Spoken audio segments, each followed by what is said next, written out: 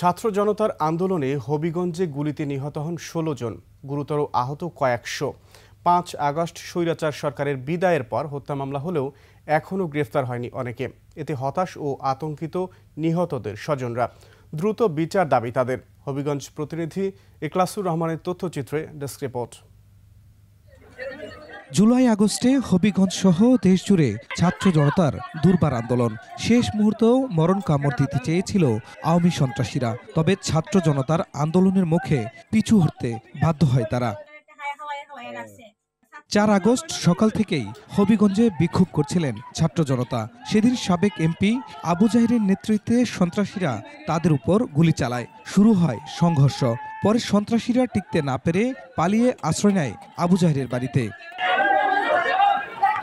ছাত্র জনতা আবু জাহিরের বাড়ি ঘেরাও করলে সন্ত্রাসীদের গুলিতে আহত হন রিপনশীল। তাকে উদ্ধার করে হাসপাতালে নেয়ার পর মারা যান তিনি।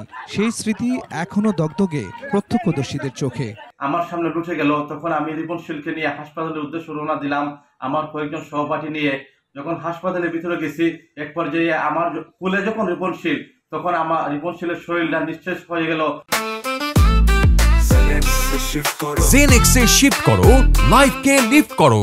আন্দোলনে হবিগঞ্জের ১৬ জন নিহতের ঘটনায় মামলা হয়। অনেকে গ্রেপ্তার হলেও মূল আসামিরা ধরাছোঁয়ার বাইরে থাকায় ক্ষোভ জানিয়েছেন স্বজনরা। আমরা নিরীহ মানুষ, বাই ছাত্রদল করাটাই সবচেয়ে বড় অপরাধ, আর বাই যাওয়াটাই সবচেয়ে বড় ভুল। তবে হত্যার মামলায় অভিযুক্তদের ধরতে তৎপর প্রশাসন। এ পর্যন্ত আমাদের ২০ জন আসামিকে গ্রেপ্তার করতে সক্ষম হয়েছি।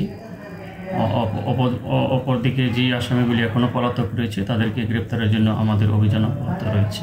এ পর্যন্ত হত্যা মামলায় ২০ জনকে গ্রেপ্তার করা হয়েছে। খুরশিদ আলম, ডেস্ক রিপোর্ট, ২১শে টেলিভিশন।